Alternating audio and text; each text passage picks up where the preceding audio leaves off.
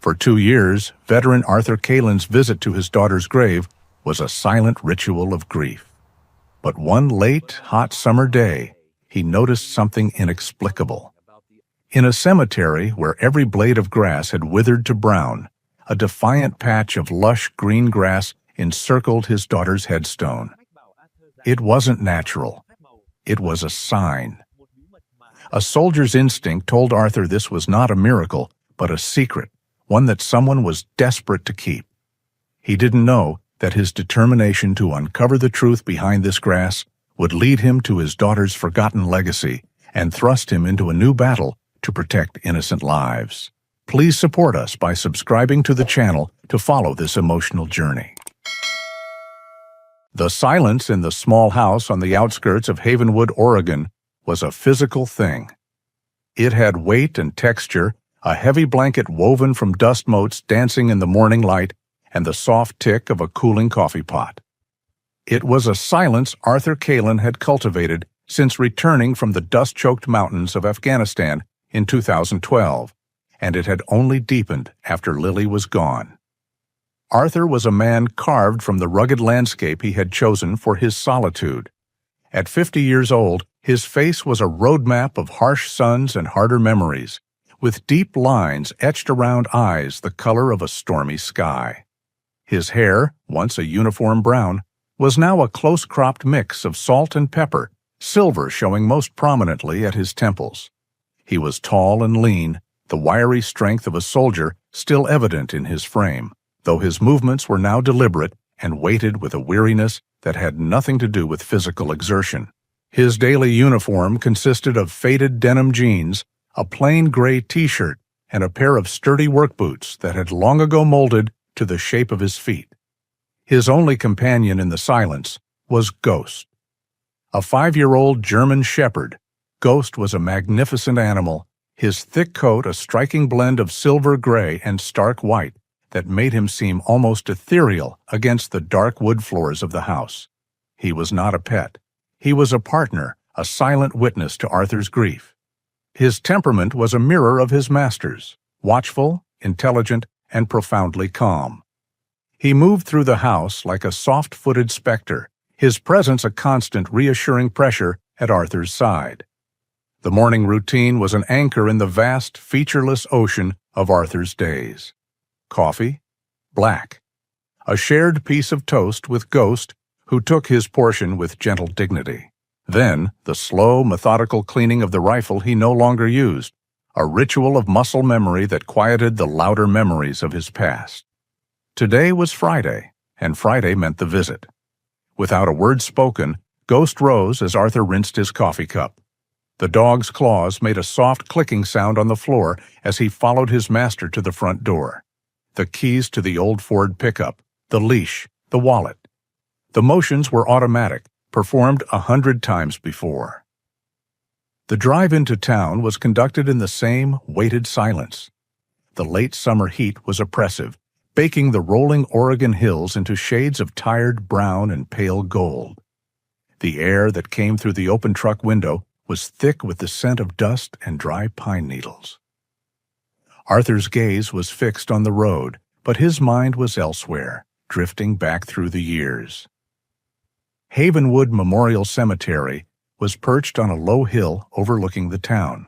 It was a quiet, orderly place, but the summer's relentless heat had been unkind to it. The grass that carpeted the grounds was almost uniformly brown, brittle and thirsty under the unforgiving sun. The only sounds were the buzz of cicadas and the whisper of a hot breeze through the skeletal branches of a few dying oaks. Arthur parked the truck under the shade of the largest oak, its leaves already turning a sickly yellow. Ghost waited patiently in the passenger seat as Arthur had taught him, understanding this was a place his paws were not welcome. Arthur's weekly pilgrimage always had 2 stops.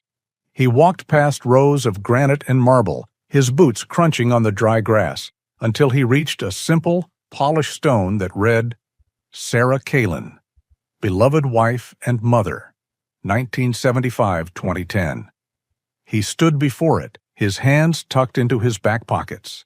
The grief for his wife was a dull, constant ache, A phantom limb that had been part of him for so long he sometimes forgot the sharpness of the initial wound.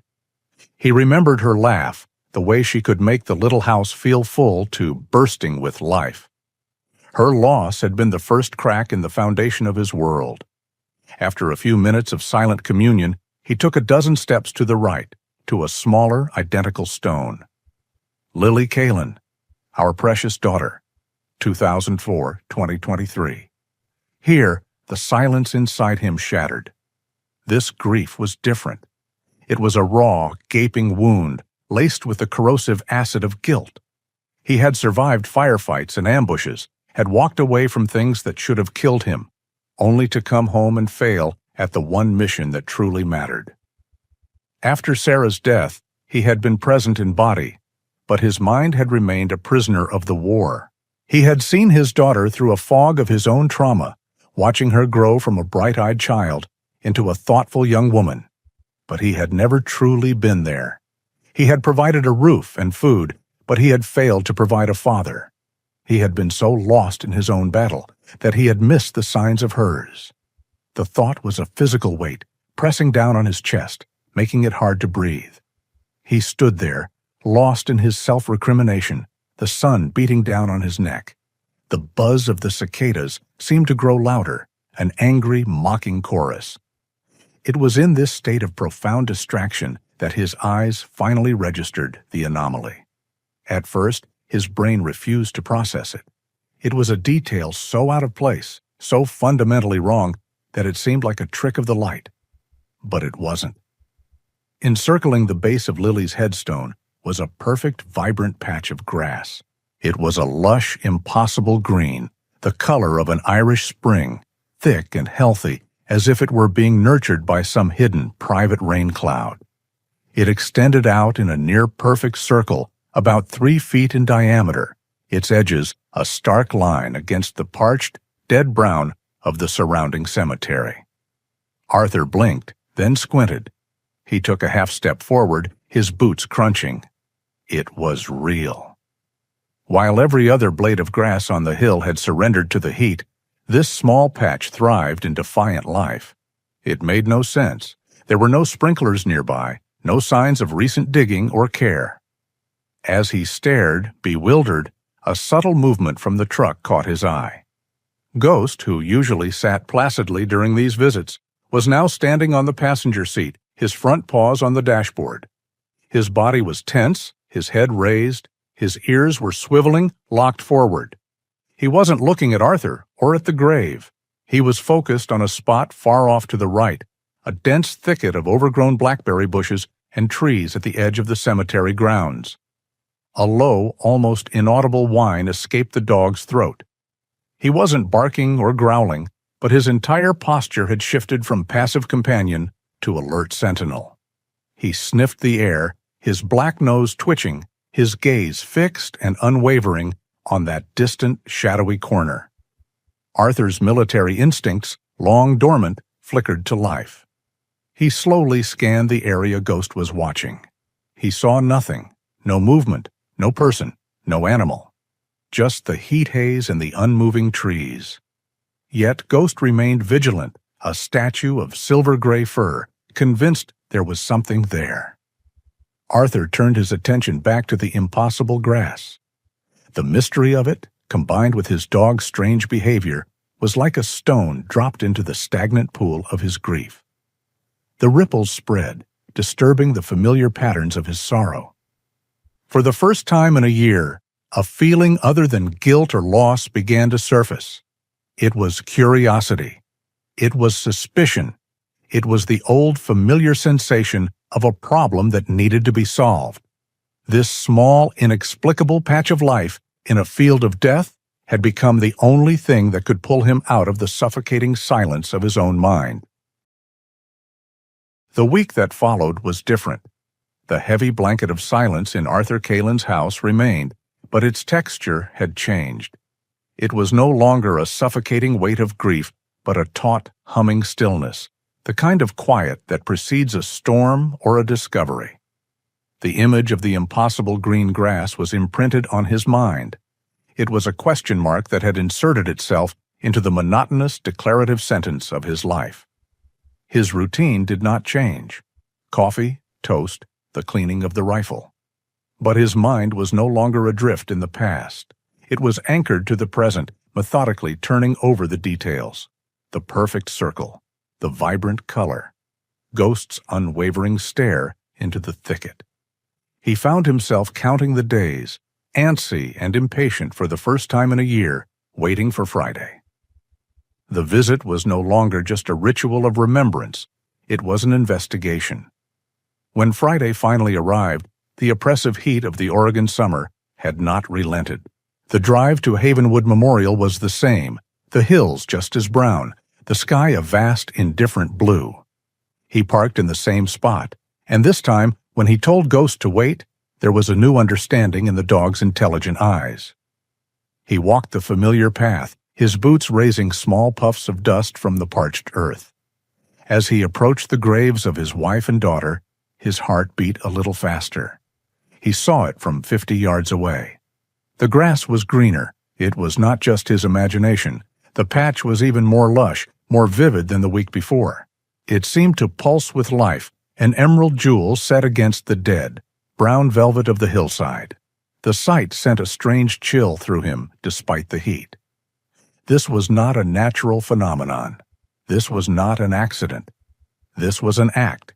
It was deliberate, ongoing, and secret. His first instinct was to seek an official explanation, however unlikely.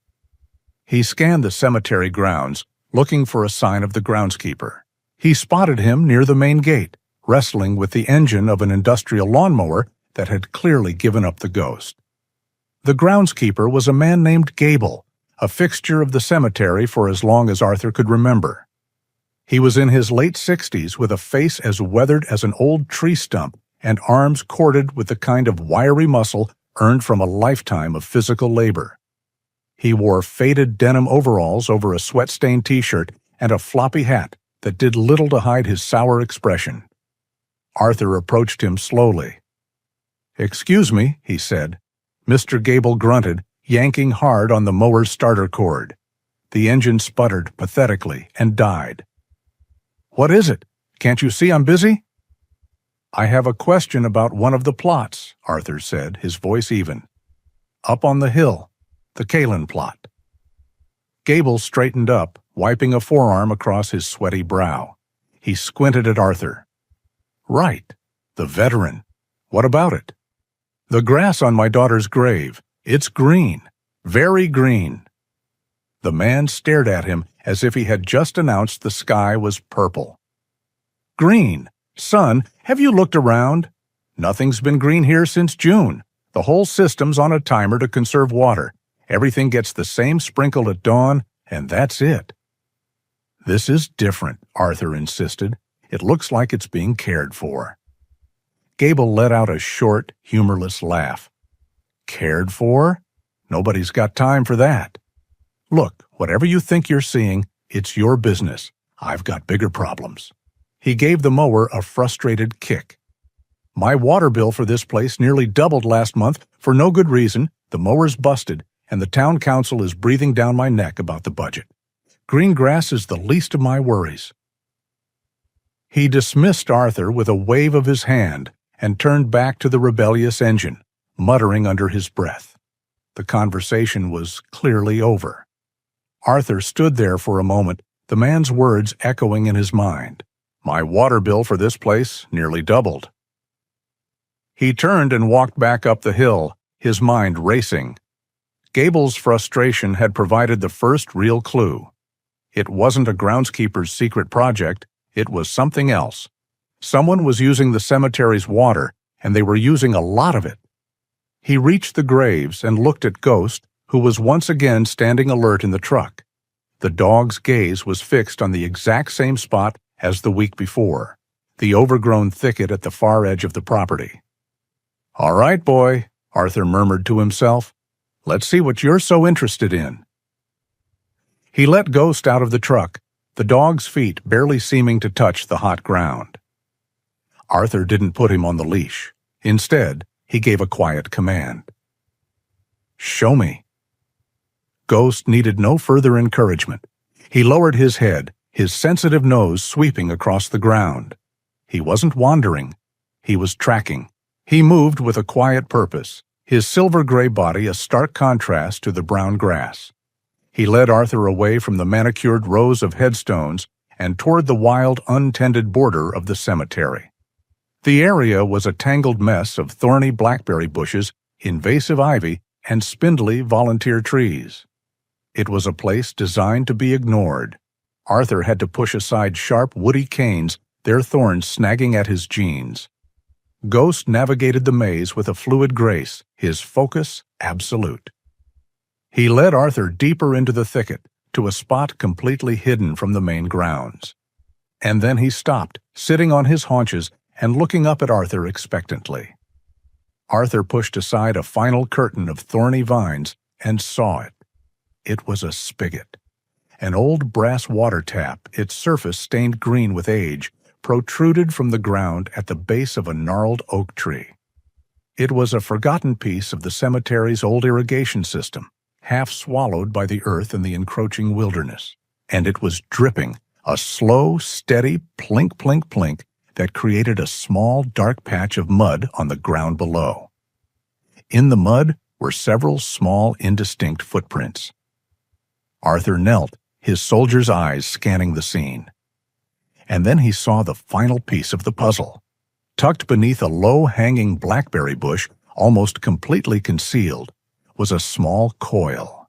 It was a length of old black rubber hose, cracked and faded with age. He stood up slowly, the entire picture snapping into focus in his mind with stark clarity. The soaring water bill, the forgotten dripping spigot, the hidden hose, the small footprints, the perfectly green grass on Lily's grave, the mystery of how was solved. A new, more profound mystery had just begun. Who was tending his daughter's grave with such quiet, secret devotion? And why? The discovery of the spigot and hose shifted something fundamental inside Arthur Kalin. The fog of grief, while still present, was no longer all-consuming. For the first time in a long time, he had a mission. It was a small, intensely personal one, but it engaged a part of his mind that had lain dormant for years. The strategist, the observer, the soldier. The question of how had been answered. The far more important question of who required a new approach. He knew direct observation was out of the question. His presence would scare them away, whoever they were. He needed eyes on the ground, a silent, unblinking witness that could watch when he could not. The solution was simple, modern, and effective. The next morning, Arthur drove into Havenwood, bypassing the familiar turn to the cemetery. He went instead to an outdoor supply store on the main street, a place filled with the scent of canvas and cured leather. He moved past the racks of camouflage jackets and fishing gear, his focus precise. In a glass case were several trail cameras designed for hunters to track the movement of deer and other wildlife. He didn't ask the young, eager clerk for help. He assessed the options himself, his eyes scanning the specifications. He needed something small, with a durable, weatherproof casing. It had to have high-quality night vision and a motion sensor with a fast trigger speed. He settled on a compact model with a mottled, bark-like camouflage pattern that would be nearly invisible against an oak tree. It was a tool, and like any tool for a mission, it had to be the right one. That evening, as the sun began its slow descent, painting the sky in fiery strokes of orange and purple, Arthur and Ghost returned to the cemetery. The air was cooling, and the long shadows of the headstones stretched across the brown grass like skeletal fingers. This was a reconnaissance mission, and he treated it as such. Ghost, sensing the gravity of the moment, stayed close, his movements silent and watchful, a true partner in the quiet operation. Arthur didn't go near the grave at first. He circled the area from a distance, assessing sight lines, looking for the perfect position. He found it in a mature oak tree about 40 yards from Lily's headstone, partially obscured by a neighboring fir. From that vantage point, the camera would have a clear, unobstructed view of the entire plot. Working quickly and efficiently, he strapped the camera to the trunk, about 10 feet off the ground, tilting it down at the precise angle he had calculated. He checked the view on the small setup screen, adjusted it a fraction, and was satisfied. He enabled the motion sensor, closed the casing, and blended back into the gathering dusk. Within minutes, they were gone, leaving the tiny, silent sentry to its watch. Arthur spent the next day in a state of coiled anticipation. He cleaned the house, oiled the hinges on the back door, and mended a tear in Ghost's bedding. They were all tasks meant to occupy his hands while his mind was elsewhere, counting the hours. The suspense was a strange, almost forgotten feeling, a stark contrast to the dull ache of sorrow that had been his constant companion. The following morning, he decided he couldn't wait any longer. He rose before dawn, while the sky was still a bruised purple and the air was cool and damp. He needed to retrieve the memory card before Mr. Gable began his morning rounds. He left Ghost at home, knowing a lone man would attract less attention. The operation was swift and silent. He swapped the memory card, checked that the camera was still secure, and was back in his truck as the first rays of sun crested the hills. Back in the quiet of his kitchen, he slid the card into his laptop. His hands, usually so steady, felt clumsy. He clicked open the file directory. There was only one video file, time-stamped from the previous evening, just after sunset. He took a deep breath and double-clicked. He didn't have time to process what he saw. He had been watching the footage for less than a minute when the sound of an engine shattered the morning silence. It was a loud, rattling noise, the unmistakable complaint of an old, overworked truck. Ghost, lying by the door, shot to his feet, a low, guttural growl rumbling deep in his chest. Arthur looked out the window. Mr. Gable's battered work truck was barreling up his long, private driveway, a cloud of dust billowing behind it. It screeched to a halt a few feet from the porch, and the groundskeeper practically leaped out, his face a mask of pure fury. In his hand, he was holding the trail camera. Arthur closed the laptop and met him on the porch. Ghost stood beside him, hackles raised, a silent gray protector. "What the hell is this, Kalen?" Gable's voice was a harsh rasp. He shoved the camera forward. "I found this strapped to one of my trees, pointing right at the graves. What kind of sick game are you playing? Are you some kind of ghoul?" Arthur remained calm, his gaze steady. He knew how this looked. "It's not what you think, Mr. Gable." "Isn't it?" the groundskeeper shot back, his face flushed with anger. "A man sneaking around at night, setting up cameras in a cemetery. That's trespassing for one, and it's disrespectful. It's creepy. I've got a mind to call the sheriff right now and let him sort it out." Arthur knew arguing would be useless. Gable's anger was righteous from his point of view. Words would not be enough to explain the impossible green grass, the spigot, the hose. He needed to show him. He was a man who dealt in evidence, not explanations. "You're right to be angry," Arthur said, his voice quiet but firm. It seemed to disarm Gable slightly. "But you're wrong about my intentions. If you give me 5 minutes, I can show you why I did it. No tricks, just the truth." Gable hesitated, his eyes flickering from Arthur's calm face to the menacing stillness of the dog beside him. He was still angry, but a sliver of curiosity had entered his expression. 5 minutes, he grumbled. "Then I'm calling the law." Arthur nodded and led the way inside. The small house felt crowded with the groundskeeper's furious energy. Arthur sat down at the kitchen table and opened his laptop again. Gable stood behind him, arms crossed, radiating suspicion. "I retrieved the memory card from that camera this morning before you found it," Arthur explained, sliding the card back into its slot. "There was only one recording on it. This is it." He double-clicked the file. The video filled the screen, shaky for a moment, before stabilizing on the familiar view of Lily's grave in the fading light of dusk. For a few seconds, nothing happened. Then, from the right side of the screen, a small figure emerged. Gable leaned forward, his eyes narrowing, his breath catching in his throat.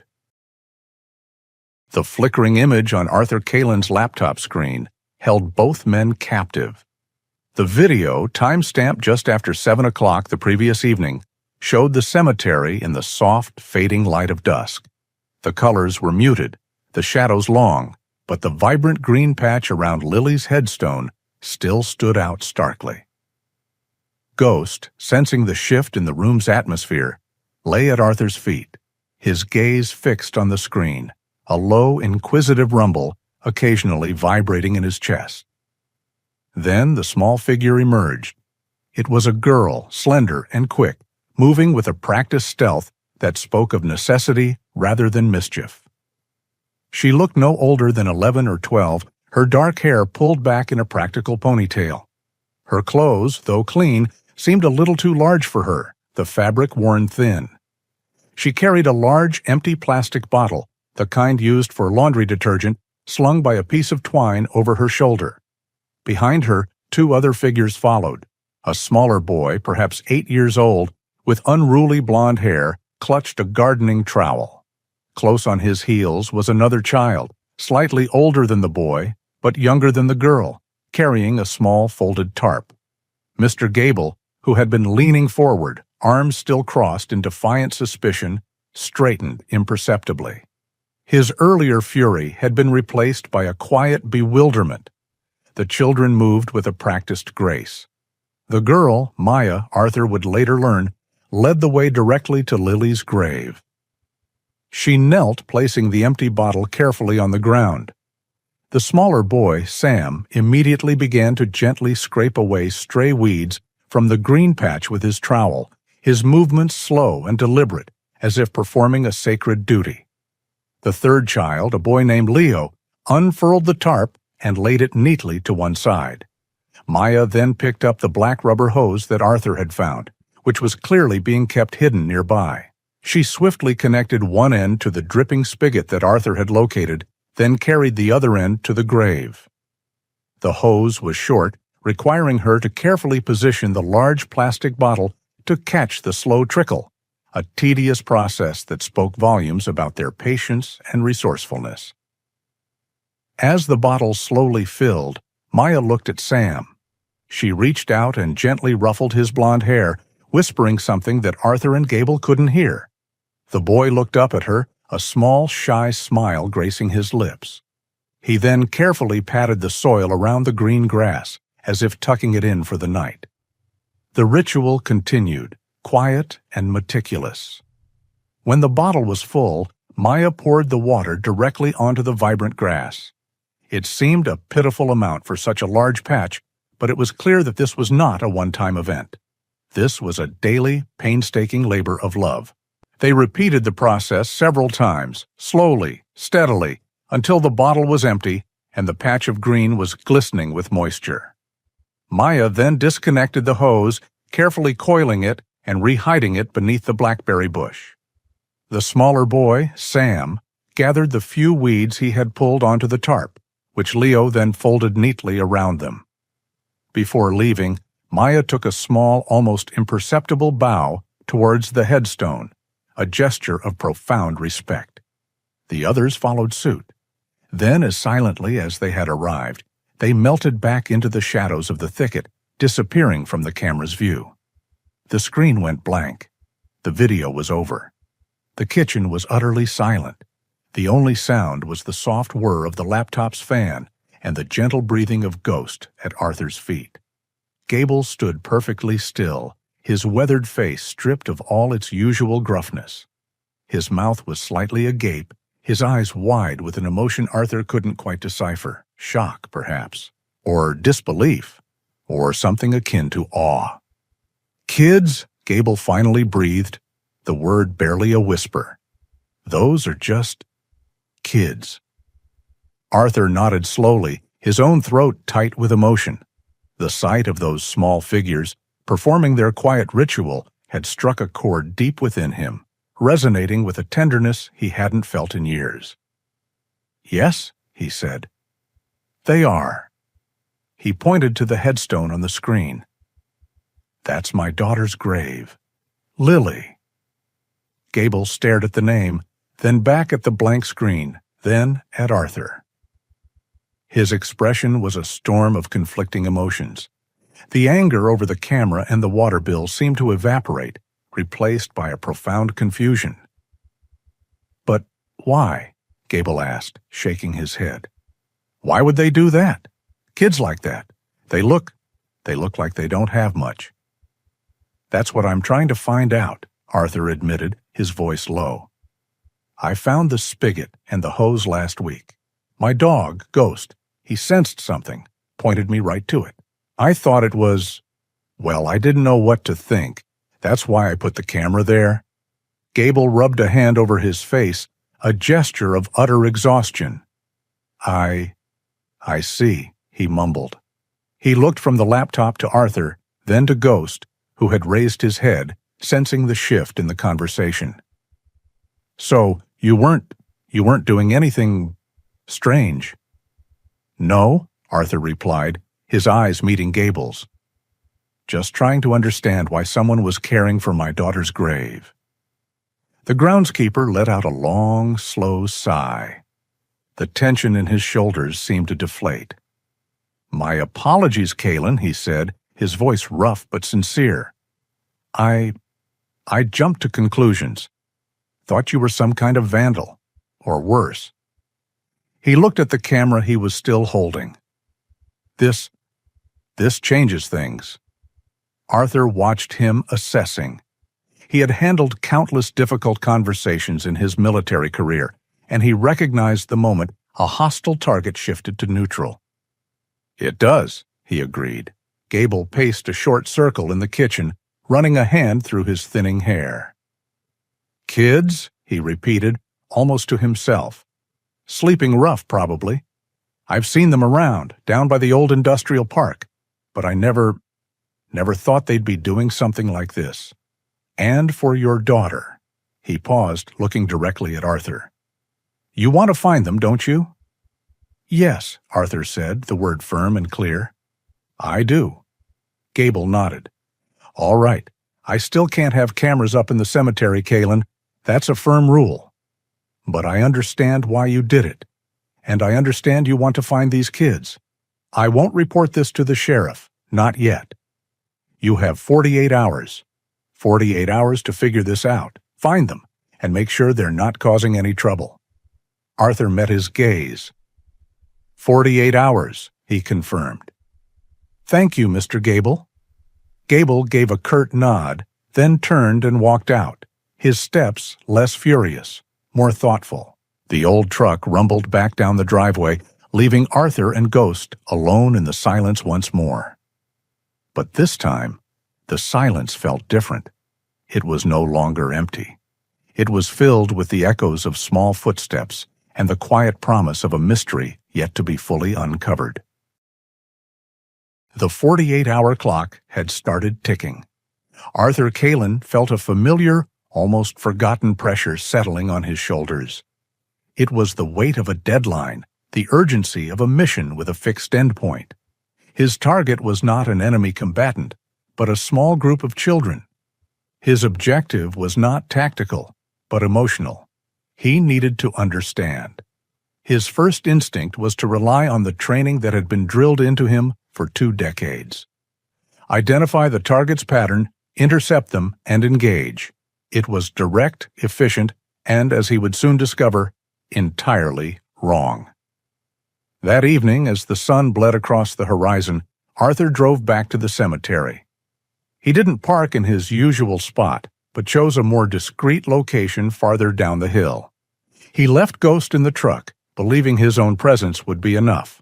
He walked up to the area near Lily's grave and found a place to wait behind a large granite monument, partially concealed but with a clear view of the path the children had used. The air grew cool and the shadows deepened. He waited. Just as the last sliver of sun vanished, they appeared. 3 small silhouettes moving through the dusk with a silent grace that spoke of a life lived in the margins. They moved as a unit, with the dark-haired girl, Maya, in the lead. Arthur stepped out from behind the monument. He raised a hand, keeping his movements slow and non-threatening. "Hello," he said, his voice sounding rough and loud in the quiet air. "I'd like to talk to you." The reaction was instantaneous and absolute. The children froze, 3 pairs of wide eyes locking onto the large, shadowed figure of a man who had appeared from nowhere. For a split second, they were statues carved from fear. Then Maya reacted. She shoved the 2 younger boys behind her, a fierce, protective gesture that was both heartbreaking and impressive. A small, animalistic sound of terror escaped the youngest boy's lips. "Wait," Arthur said, taking a step forward. "I'm not going to hurt you." That single step was a mistake. It broke the spell of their paralysis. Maya grabbed the boys' hands, and without a backward glance, they bolted. They didn't run like children playing a game. They ran with the desperate, panicked speed of prey, fleeing a predator. They scrambled into the thorny thicket at the edge of the cemetery and vanished completely. Arthur was left standing alone, the sound of their frantic retreat fading into the chirping of crickets. The silence that returned was heavy with his failure. He felt a profound sense of foolishness. He had approached them like a soldier approaching a hostel, and he had gotten the exact result he should have expected. These children were not soldiers. They were survivors. Their world was one of threats and dangers, and he had just confirmed their worst fears about strange men in lonely places. He walked back to the truck, his shoulders slumped. Ghost whined softly from the passenger seat, sensing his master's frustration. "I messed up, boy," Arthur murmured, starting the engine. "I messed that up badly." He spent the next 24 hours in deep thought, the clock ticking relentlessly in the back of his mind. He replayed the failed encounter over and over. What had been the threat? It was him, his size, his sudden appearance, his deep voice. He was the variable that had caused them to flee. He needed to change the equation. He needed a different approach, an indirect one. He needed an ambassador, a diplomat, who could cross the border into their world of fear and distrust without causing alarm. He looked at Ghost, who was dozing at his feet, his silver-gray fur rising and falling with each steady breath. The dog was the answer. He was the non-threatening element. He was the bridge. On the evening of the second day, with only a few hours left on Gable's deadline, Arthur returned to the cemetery for his final attempt. This time, everything was different. He parked in his usual visible spot. He didn't sneak or hide. He walked to a stone bench under a sprawling oak tree, a good 100 yards away from Lily's grave, but in a place where the children would eventually see him on their approach. He sat down, deliberately making himself look small and at ease, a man simply resting in the quiet of the evening. Then he did the most important thing. He reached down and unclipped Ghost's leash. The dog looked up at him, his intelligent eyes asking a question. Arthur pointed his chin in the general direction of the grave. "Go say hello, boy," he said quietly. "Easy. Go on." Ghost seemed to understand perfectly. He didn't bound away or bark. He rose, stretched, and began to trot across the grass, his gait relaxed and confident. He wasn't a guard dog on patrol. He was a friendly visitor out for a stroll. Arthur watched, his heart pounding. Everything depended on this. A few minutes later, the children appeared at the edge of the cemetery. They stopped short when they saw Arthur on the bench. They were too far away for him to see their expressions, but he could feel their wariness. They were about to turn and run again when Ghost entered their field of vision. The dog stopped about 20 feet from them, his tail giving a slow, gentle wag. He didn't approach any further.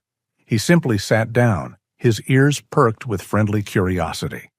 The children were frozen again, but this time it wasn't with terror. It was with uncertainty. The 2 younger boys, Sam and Leo, partially peeked out from behind Maya. Arthur could see the universal conflict in children's minds, the fear of a strange animal versus the innate desire to be near one. Maya stood her ground, her small body a rigid line of defiance, ready to protect her charges. But Ghost made no threatening moves. He let out a soft, playful woof, more of a puff of air than a real bark. Then he lay down, placing his head on his paws, but keeping his watchful, friendly eyes on them. This was the master stroke. The act of lying down was a universal signal of non-aggression. For a long, tense minute, no one moved. The cemetery was caught in a silent standoff between a wary girl and a patient dog. Then, the youngest boy, Sam, took a single, hesitant step forward. Maya's hand shot out to stop him, but her eyes never left the dog. Finally, Maya made her choice. She seemed to realize that the man was making no move to get closer, and the dog was clearly not a threat. Her duty as a protector demanded that she be the one to face the unknown. She took a deep breath, her small shoulders squaring, and took a slow, deliberate step toward Ghost. Then another. The boy stayed back as she cautiously closed the distance.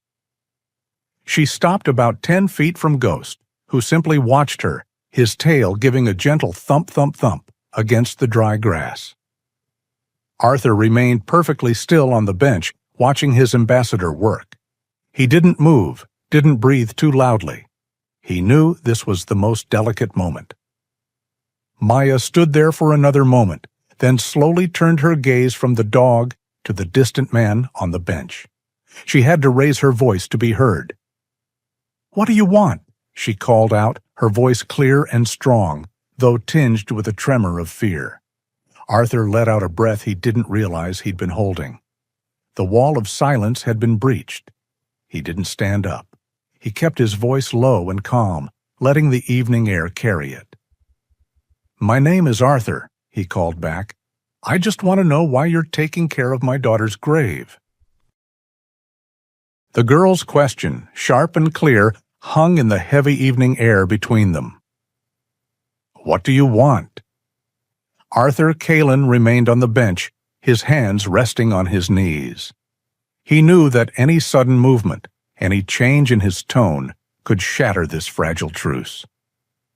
Ghost, the perfect diplomat, remained lying on the grass between them, a calm and steady presence. "My name is Arthur," he repeated, his voice low and even. "That grave you've been tending, the one with the green grass, the girl buried there. Her name was Lily. She was my daughter." The words seemed to change everything. The fierce, protective mask on Maya's face softened, just for a moment, replaced by a look of wide-eyed surprise. She glanced back at the two younger boys who were still hovering nervously near the edge of the thicket.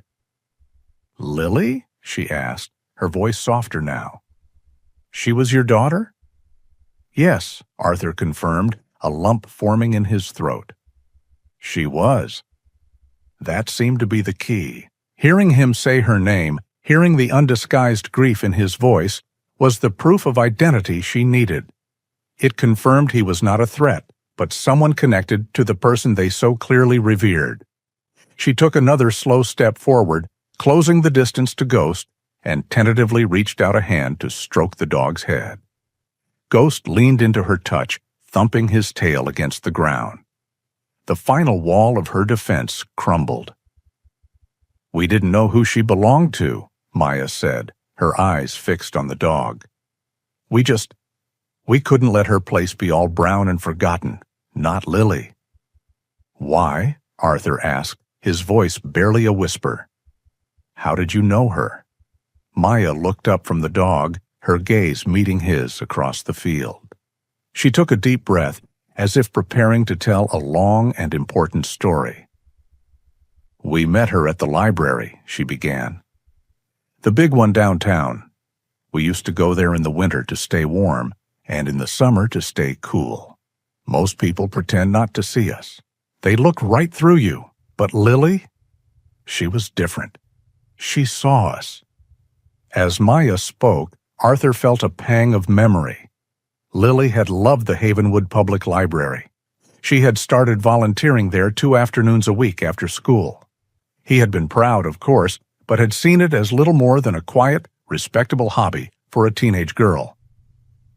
She was a volunteer, Maya continued, her voice gaining confidence. She'd be there, shelving books, the first time she saw Sam, the little one, trying to read a picture book but holding it upside down. She didn't laugh at him. She just came over, knelt down, and very quietly asked if he wanted her to read it to him. And she did. The 2 boys, hearing Sam's name, had crept a little closer, their fear slowly being replaced by curiosity. After that, it became our secret, Maya said, a faint smile touching her lips. She'd help Sam with his reading. She'd ask us questions about our day. She never asked where we lived or why we were alone. She just talked to us, like we were normal kids. Arthur's mind reeled. He pictured his daughter, his quiet, gentle Lily, sitting on the floor of the library, patiently sounding out words with a small, homeless boy. It was a version of her he had never known, a secret world she had built right under his nose. But the library closes at 5, Arthur found himself saying, the logistics of it puzzling him. How did you... That was the best part, Maya said, her eyes lighting up. She figured out a way. She had this old blue bicycle, you know, a bit rusty, and the chain squeaked. Arthur's breath caught in his chest. He knew the bike. It had been her mother's, and Lily had insisted on fixing it up herself. He could hear the faint squeak of its chain in his memory. She'd tell us to wait, Maya explained. After her shift was over, she'd get on her bike. And about half an hour later, she'd show up where we were staying, over in the old industrial park by the railroad tracks. The industrial park. Of course. It was on the far side of town, a place of abandoned warehouses and forgotten lots. A perfect place to disappear. She'd have her backpack, Maya went on, her voice full of the wonder of the memory. And it would always have something in it for us. Sometimes it was just peanut butter sandwiches. Sometimes, when it was cold, she'd bring a thermos of soup. She said her dad wouldn't notice a little extra soup missing. The words struck Arthur like a physical blow. He remembered those nights. Lily coming home a little later than usual. Sorry, Dad, the librarian needed extra help with shelving, she'd say. Or, I took the long way home through the park. It was such a nice day. Excuses. Plausible, innocent excuses that he, in his self-imposed fog, had accepted without a second thought. The extra sandwiches he'd packed for her lunch, assuming she was just a growing teenager with a big appetite. The soup that seemed to vanish a little faster from the pot. She brought us books, too, Maya said, her voice softening. She brought Sam his own picture books. She brought me a book about a girl who solves mysteries. She said I was smart, like her. She was the first person who ever told me I was smart. The guilt was a cold, heavy thing, sinking through Arthur's chest. He had been living in the same house with a hero, and he had never even seen it. He had been so consumed by the ghosts of his past that he had been blind to the angel living in his present. His daughter had been out in the world, fighting her own quiet battles against cruelty and indifference, armed with nothing but a squeaky bicycle and a backpack full of sandwiches, and he had missed it all. The pride he felt was so immense it was painful, inseparable from the crushing weight of his regret. When she didn't come anymore, Maya's voice trembled, and for the first time she looked like the child she was. We waited for a long time.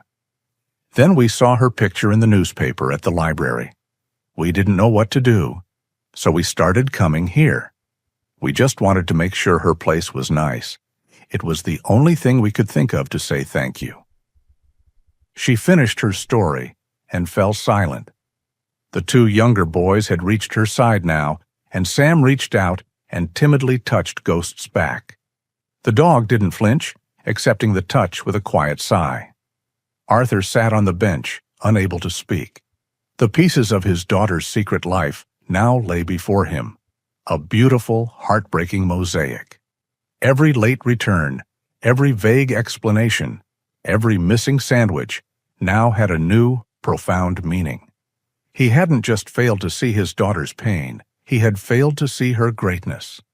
The silence that stretched between them now was not one of fear or uncertainty, but of shared, solemn understanding.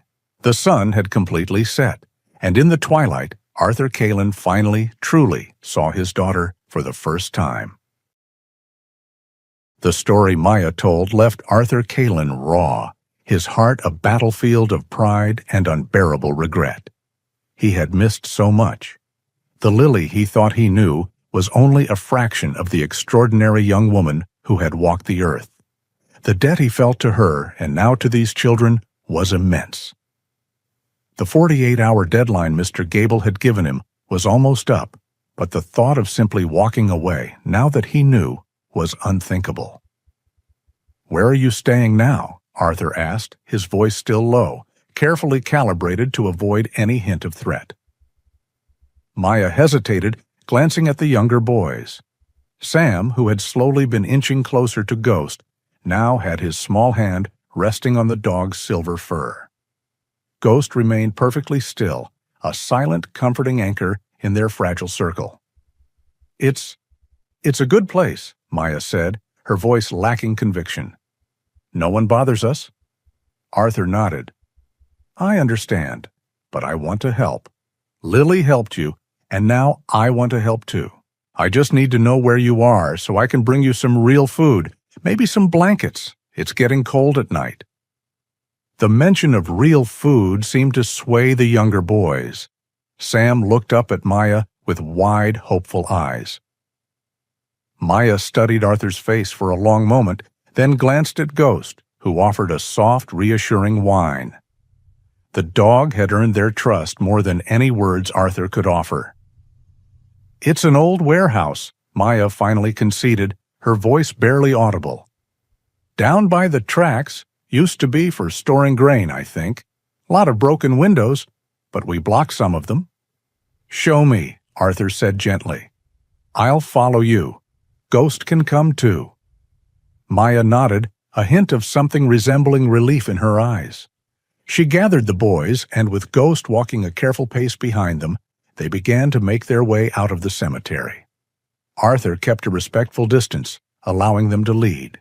The journey was a winding one, tracing the path Lily must have taken countless times on her squeaky bicycle. They cut through a neglected patch of urban parkland, crossed a pedestrian bridge over a shallow, muddy creek, and then skirted the back alleys of the downtown area. As they moved away from the residential streets, the buildings grew grittier, adorned with graffiti and barred windows. The air thickened with the faint metallic scent of industry and the distant rhythmic clang of something mechanical.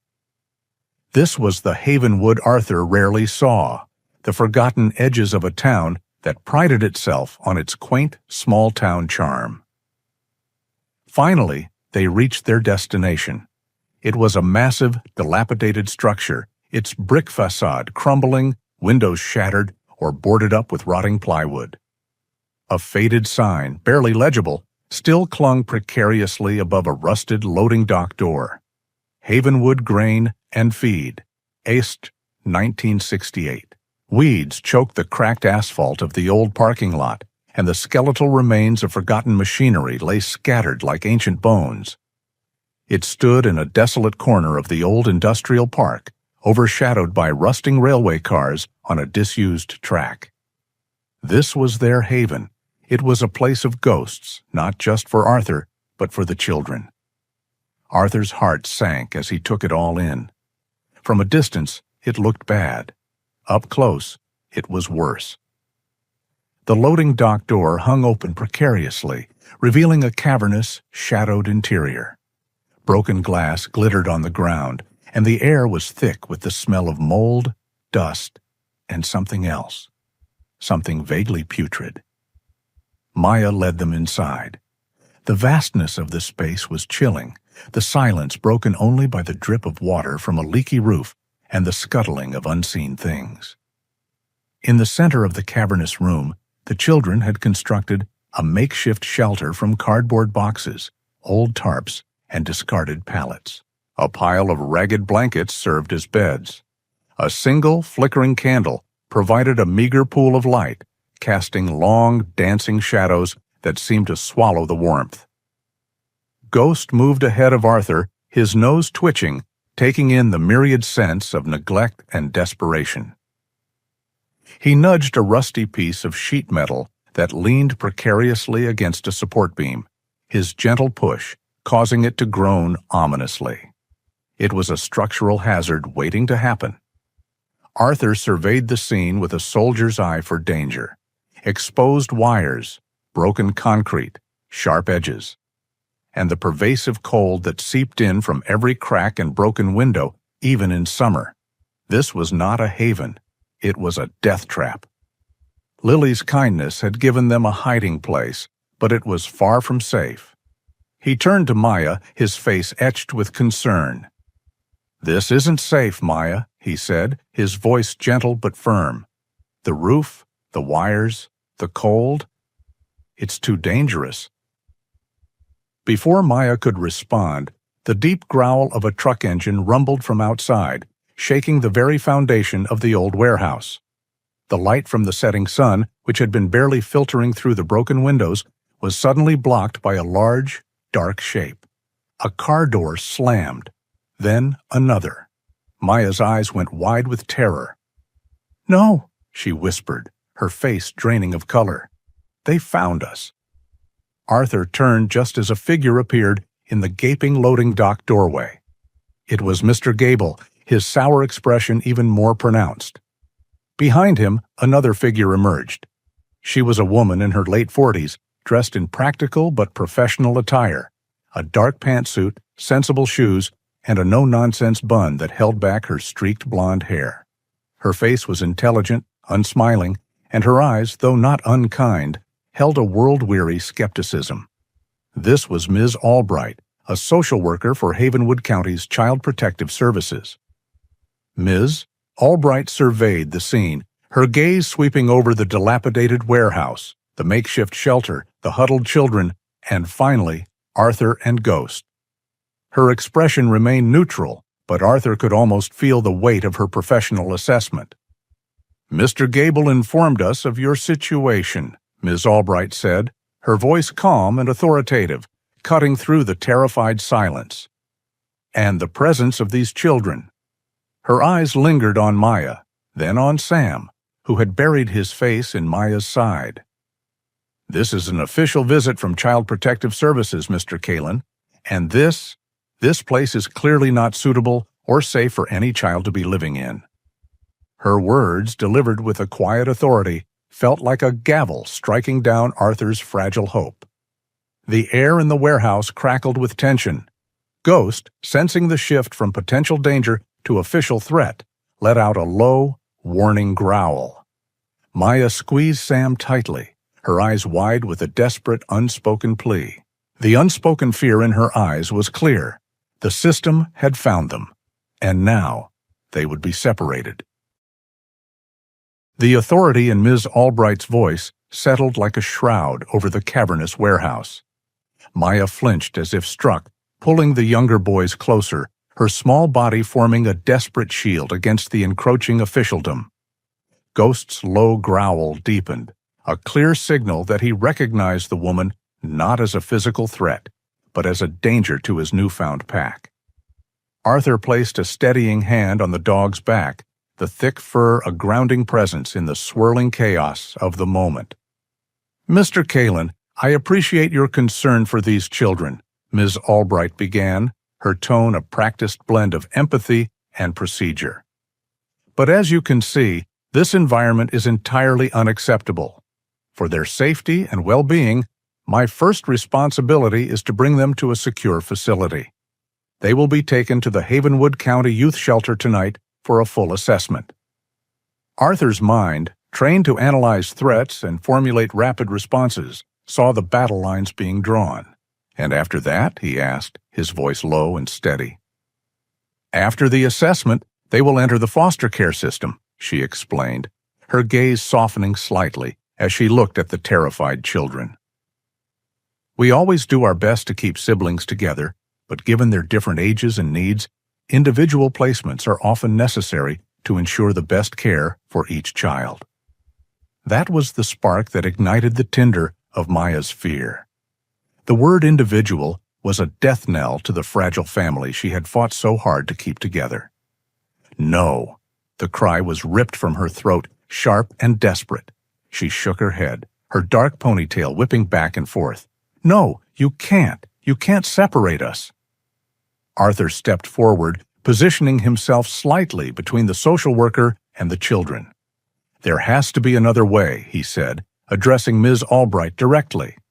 I can take them. I have a home. It's safe. I can care for them. Ms. Albright's expression was patient but firm. Mr. Kalen, I have no doubt your intentions are good, but legally, you are a stranger to them. You have no guardianship, no familial connection. The system has protocols for a reason, to protect children from potentially unstable situations. I can't simply hand them over to you. The word unstable struck a nerve, a subtle reference to his past, his reclusive nature, the very things that made him an unknown and potentially risky variable in her world of checklists and regulations. He was about to argue, to insist, but she raised a hand, stopping him. She seemed to see the fierce determination in his eyes and recognized it was not something that could be easily dismissed. However, she said, her voice shifting slightly, offering a sliver of procedural hope. The court can be petitioned to consider an alternative placement. If, and this is a significant if, a comprehensive and legally viable plan for their long-term care is presented, a judge might consider it. She paused, letting the weight of her next words sink in. The court docket is full. These things take time. I can delay the long-term placement proceedings, but I cannot do so indefinitely. You would have 90 days, 3 months, to secure a suitable and legally certified home, establish financial stability, pass all necessary background checks, and file for legal guardianship. The list of requirements was a mountain, a bureaucratic Everest designed to be impossible to climb in such a short time. It was a token offering, a procedural loophole she was obligated to mention, but clearly believed was beyond his reach. But for Maya, it wasn't the impossibility of the task that she heard. It was the process, the system, the background checks, the files, the records. For a child living in the shadows, the official spotlight of the system was the most terrifying thing in the world. Her breath came in ragged, panicked gasps. No, please, she begged, her eyes not on Ms. Albright, but locked on Arthur, the only person in the room who had looked at her with something other than pity or professional assessment. Please don't let them take me. Don't let them put my name in the system. It's for your own good, dear, Ms. Albright said, taking a step forward with a placating hand outstretched.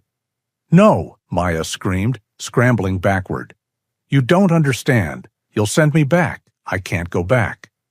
Send you back where? Ms. Albright asked, her professional calm finally starting to fray.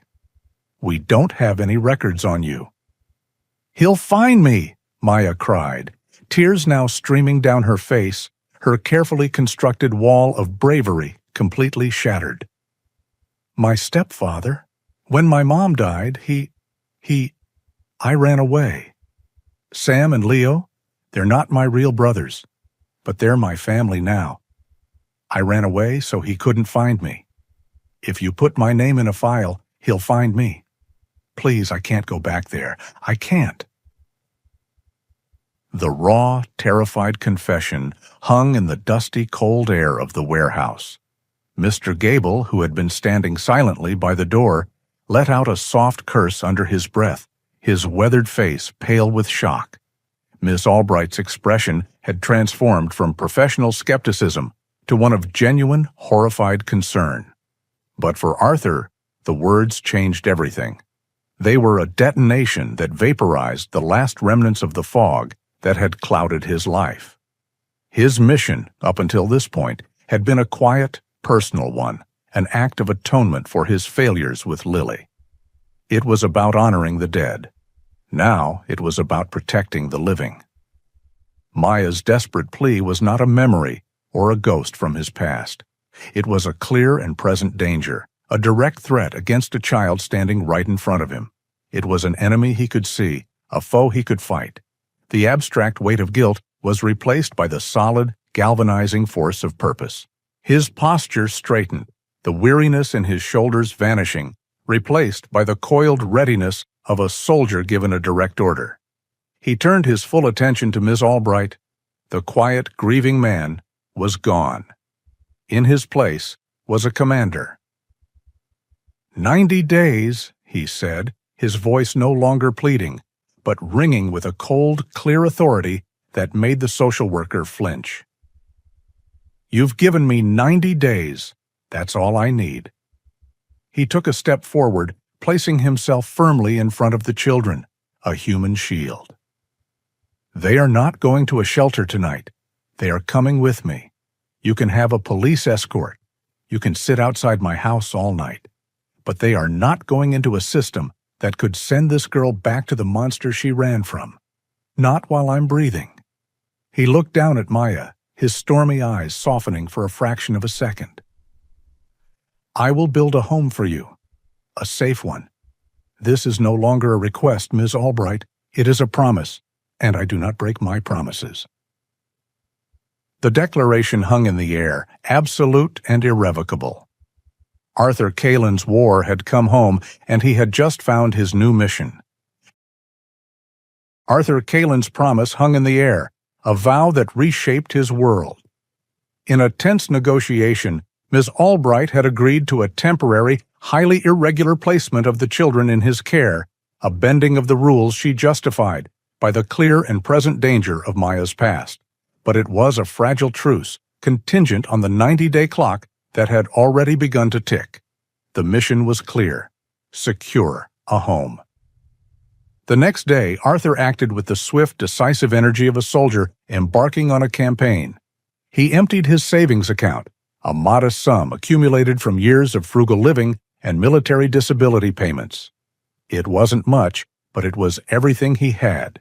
He spent days with a weary real estate agent, looking at properties that were far too small or far too expensive. Finally, he found it. It was a house on the edge of town, a 2-story Victorian that had once been beautiful, but had long since surrendered to neglect. Its paint was peeling like sunburnt skin, the porch sagged, and the yard was a jungle of overgrown weeds. But it was large, with solid bones and a soul that seemed to be waiting to be reawakened. Most importantly, the bank that owned it was desperate to sell. His savings were just enough for the down payment. He signed the papers, the ink a testament to his commitment. He now owned a broken-down house and a mountain of debt. Standing on the sagging porch, looking at the monumental task ahead, the full weight of his promise settled upon him. He couldn't do this alone. The thought of asking for help was anathema to him, a violation of the self-reliant code he had lived by for decades. But this wasn't about him. It was about Lily. It was about Maya, Sam, and Leo. He took another step, one even harder than signing the mortgage. He looked up the number for the Havenwood Chronicle, the local newspaper. A young journalist named Sarah Jenkins met him on the porch of the new empty house the next day. She had a kind, intelligent face and a reporter's notebook she treated with a reverence that told Arthur she took her job seriously. He told her everything. He spoke of Lily's secret life, of the green grass, of Maya's desperate courage, and of his own failures as a father. He spoke not as a hero, but as a man seeking to honor a legacy he had never known he had. The article she wrote was beautiful. It was the front-page story, headlined, "A Veteran's Promise, the Legacy of Lily Kalen." It told the story of a daughter's secret kindness and a father's mission to give it a home. The story touched the heart of Havenwood. For a few days, it seemed like the town was wrapping its arms around him. People would nod at him in the grocery store. Someone left a pot of stew on his doorstep. But the article also acted as a spotlight, and spotlights cast long shadows. The old Victorian house was in a quiet, modest neighborhood of well-kept lawns and freshly painted fences. The article, which included the address, had alerted the residents, and some of them were concerned. The phone calls started trickling into the town hall. Whispers in the checkout line turned into worried conversations over backyard fences. A retired couple, Mr. and Mrs. Miller, who lived 2 doors down from the Victorian, became the unofficial voice of the opposition. They weren't cruel people. They were simply fearful, protective of the quiet life they had built. They voiced concerns about a nest of street kids bringing trouble to the neighborhood. They worried about property values, about safety, about the unknown. They started a petition, and within a week, an official town meeting was called. The meeting was held in the stuffy, fluorescent-lit basement of the town hall. The room was packed, the air thick with anticipation and the scent of stale coffee. To Arthur, it was a nightmare. The press of the crowd, the murmuring voices, the feeling of being watched from all sides. It was a sensory assault that scraped raw against the nerves of his PTSD. He sat at a table at the front of the room, Miss Albright beside him, his hands clenched into white-knuckled fists under the table. Mr. Miller spoke first, his voice reasonable and calm, which made his words all the more effective. He spoke of the neighborhood's peace, of the safety of their grandchildren. He painted a picture of unknown, troubled youths, and the potential for disruption. Arthur felt the mood in the room shift, sympathy curdling into suspicion. Then it was his turn to speak. He walked to the podium, his legs feeling unsteady. He looked out at the sea of faces, curious, friendly, hostile, and the words caught in his throat. His heart hammered against his ribs. The light seemed too bright, the air too thin. The room began to swim, the faces blurring into a threatening mass. A cold sweat broke out on his brow. I can't do this, he thought, his panic rising like a flood. He gripped the edges of the podium, his knuckles white. He was about to turn away, to retreat back into the silence he knew so well, when he saw him. At the very back of the room, standing quietly in the open doorway, was Maya, and sitting patiently at her feet, his silver-gray form a beacon of calm in the chaotic room. Was Ghost? She must have known. She must have sensed he would need his anchor. Ghost wasn't looking at the crowd. His intelligent, steady gaze was locked on Arthur. He didn't bark or move. He just sat there, a silent, unwavering testament of loyalty.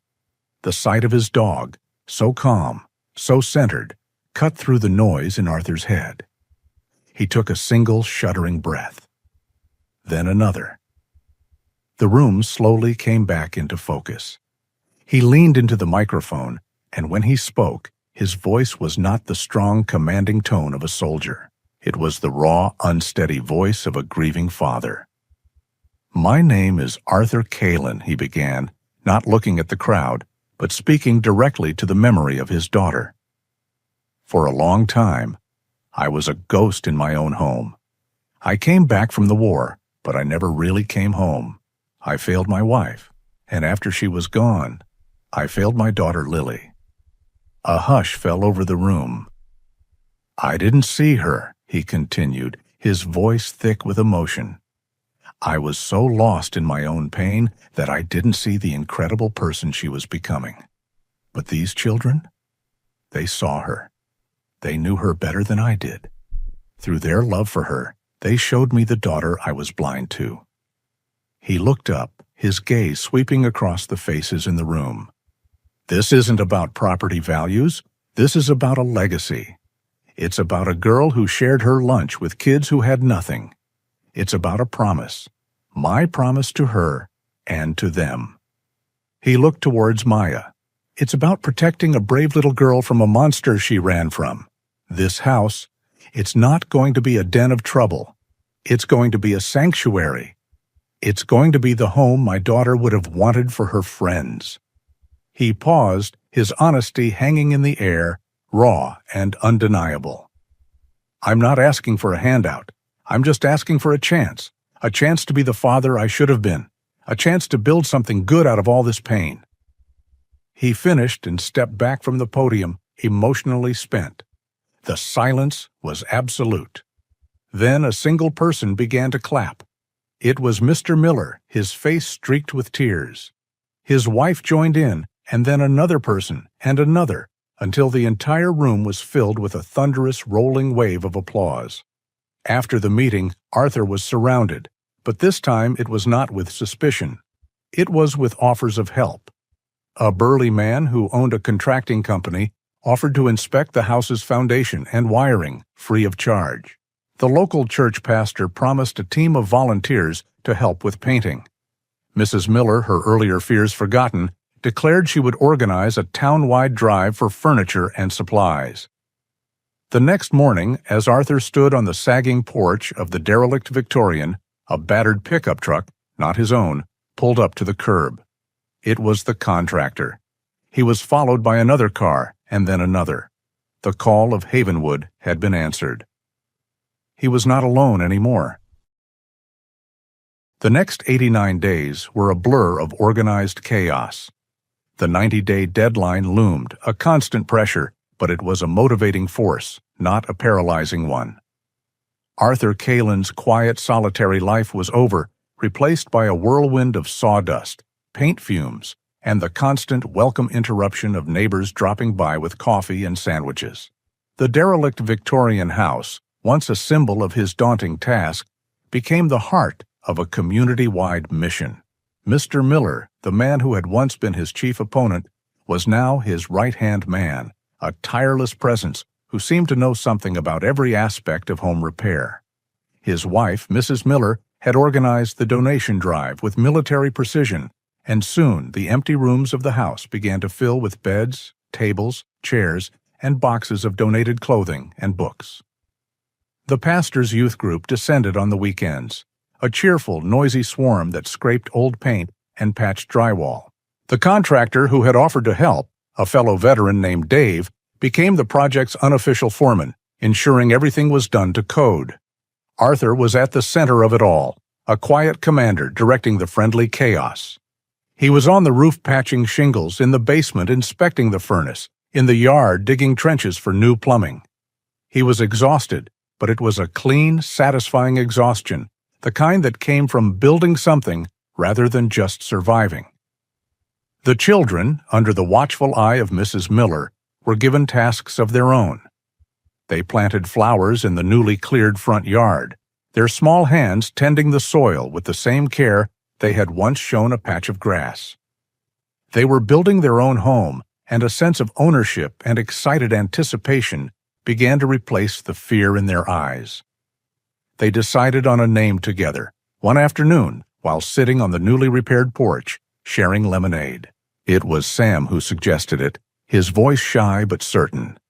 "Lily's Haven," he said. And it was perfect. On the 90th day, the house was finished.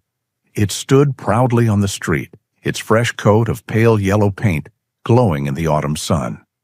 The porch was straight and sturdy, the windows were clean, and the flower beds bloomed with late-season mums. It was more than a house. It was a testament to a town's generosity and a father's love. The final battle, however, was not one of hammers and nails, but of gavels and legal statutes. The Havenwood County Family Court was an intimidating place, all dark wood and high ceilings, designed to make one feel small and insignificant. Arthur sat at a long table, a simple manila folder containing all his paperwork in front of him. He wore a clean pressed shirt, the closest thing to a suit he owned. The children sat in the front row behind him, scrubbed and nervous, with Mr. and Mrs. Miller on either side of them like protective grandparents. A stern-faced, gray-haired woman, Judge Evans, presided over the hearing. Her expression was unreadable, her eyes sharp and intelligent behind a pair of reading glasses. Ms. Albright was called to speak first. She presented her report in a professional, dispassionate tone. She detailed the initial discovery of the children in the unsafe warehouse, their lack of official records, and the inherent risks of their situation. But then her tone shifted.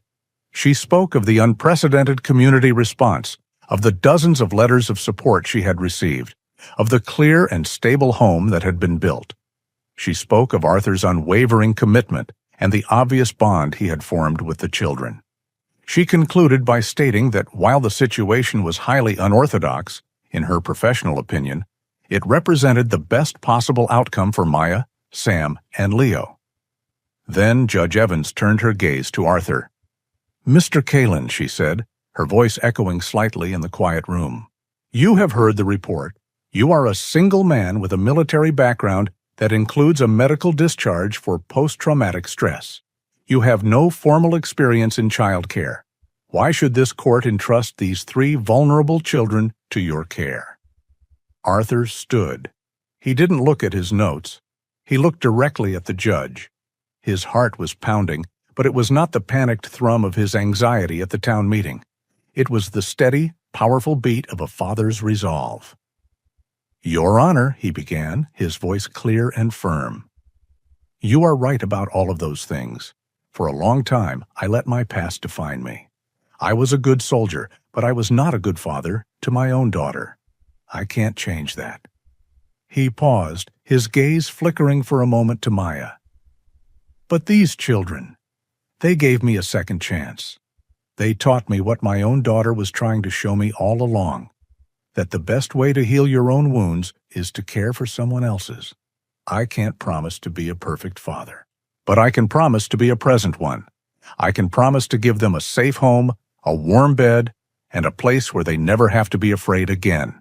I can promise to protect them with my life. That is my mission now." He sat down. The silence in the courtroom was absolute. Judge Evans looked down at her papers for a long moment, then took off her glasses. She looked at the children, then back at Arthur. "The request for provisional guardianship is granted," she said, her voice suddenly gentle. "And a conditional license to operate a private group home to be known as Lily's Haven is hereby approved, subject to monthly evaluations by Ms. Albright's office." A rare smile touched her lips. "Good luck, Mr. Kalin." A wave of inaudible relief washed through the room. Maya burst into tears, not of fear, but of joy. Sam and Leo cheered. Arthur felt a hand on his shoulder and looked up to see Mr. Miller, his eyes shining. He had won. Life in Lily's Haven was nothing like the silence Arthur had once known. It was loud, chaotic, and beautiful. The halls that had once echoed with emptiness now rang with laughter, the occasional argument, and the sound of Sam practicing the piano an elderly neighbor had donated. Ghost, in his infinite patience, had become a furry confidant, a warm presence for the children to lean on when they read books, and a willing playmate in the backyard. Arthur was no longer just a veteran. He was a father. He was a protector. He was the one who helped with math homework, who made pancakes on Saturday mornings, who knew how to fix a broken toy. The ghosts of the war still visited him some nights, but they had less power now.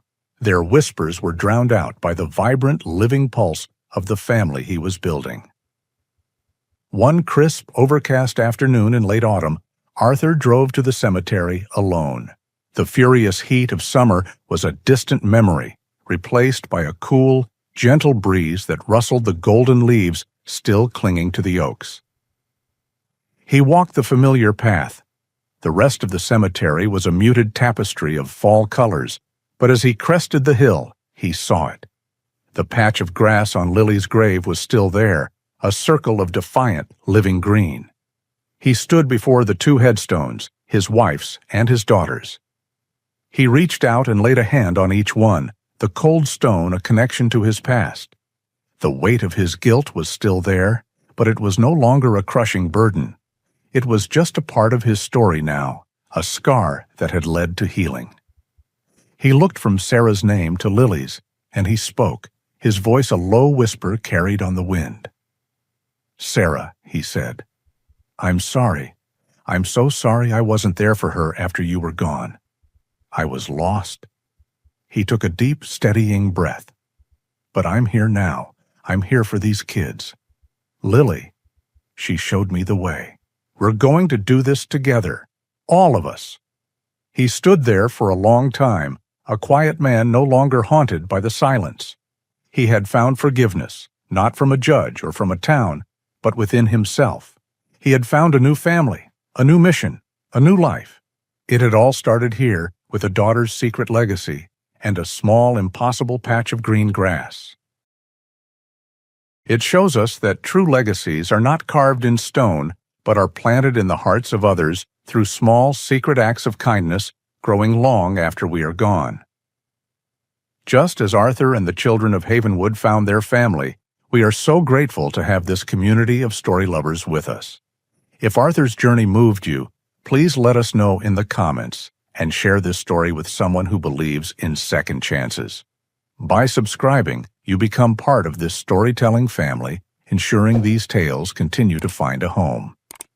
Our next story is ready for you now. Just tap the video on your screen to continue the journey with us.